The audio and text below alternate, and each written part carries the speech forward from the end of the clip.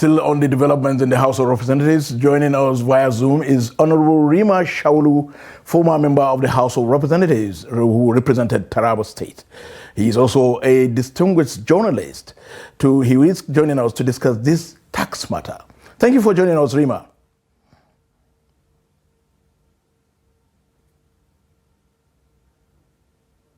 Thank you very much, my good friend.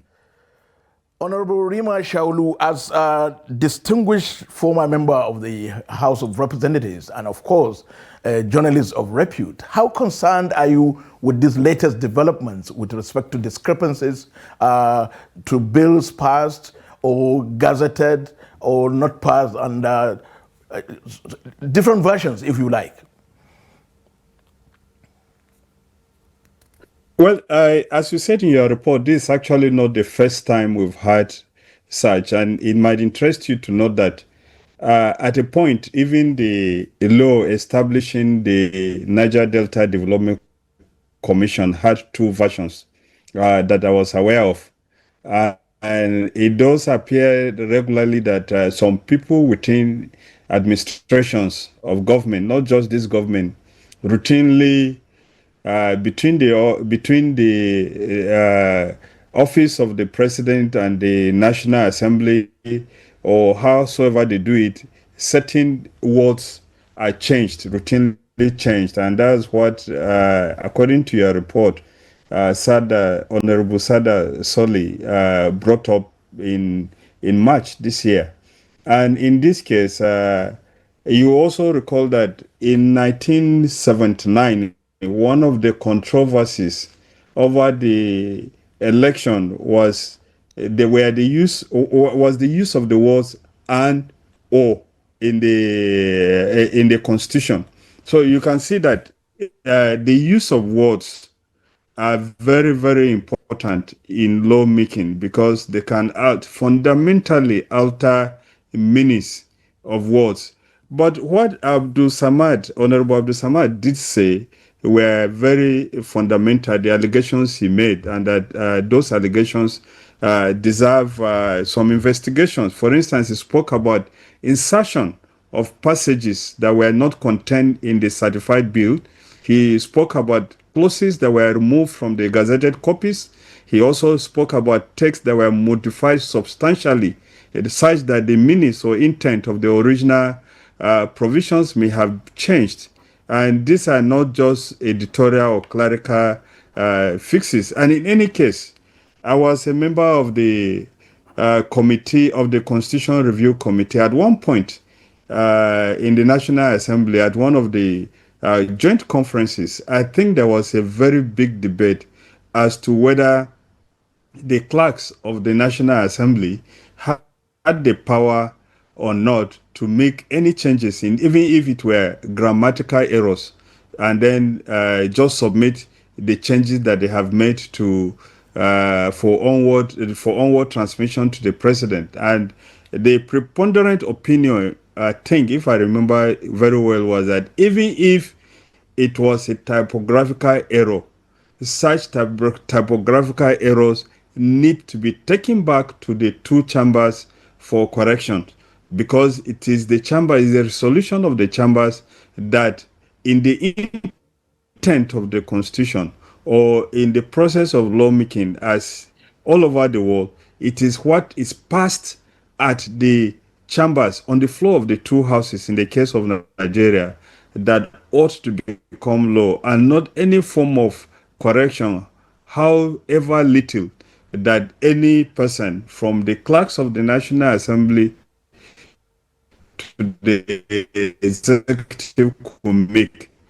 The law, the Constitution, and the history made such changes to be made by either clerks of the National Assembly or the executive, without those changes, however small, however minute that they are, being taken back to the legislature for appropriate corrections. So, as a former member and someone who I can say has cognate experience in this kind of lawmaking process, moving forward, what would you suggest the House and the Senate should do with these discoveries?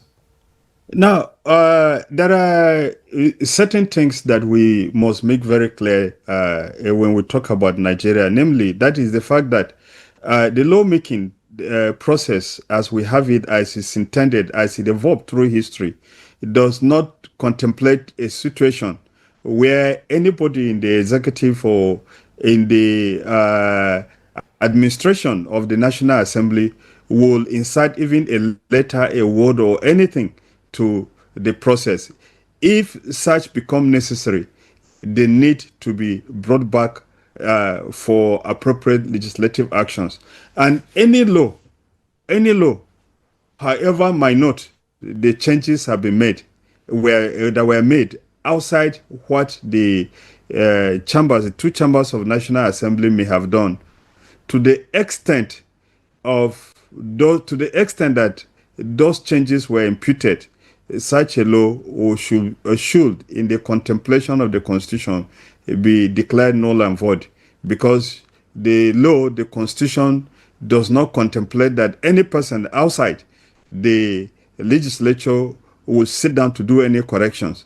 When those corrections are done, they are supposed to be brought back. And in any case, if you look at what President Muhammad Buhari did when he was president, even grammatical errors that were brought to his attention made him to send back those bills to the National Assembly for corrections. That is how the process should be, that even grammatical errors or such corrections should be brought back. And I think what the National Assembly ought to do is to check the certified true copies of the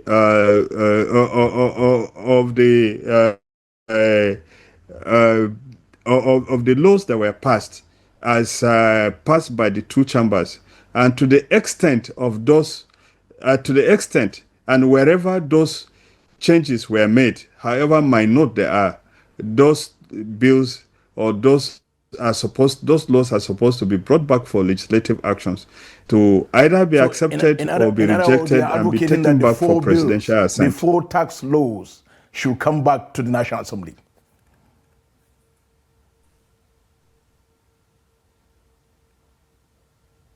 In other words, are you advocating for the four tax laws? As long as you can establish that they were, the National Assembly should be brought back for further scrutiny. Those are not laws. To the extent that those changes were made, they are not laws. They are frauds. They are not laws.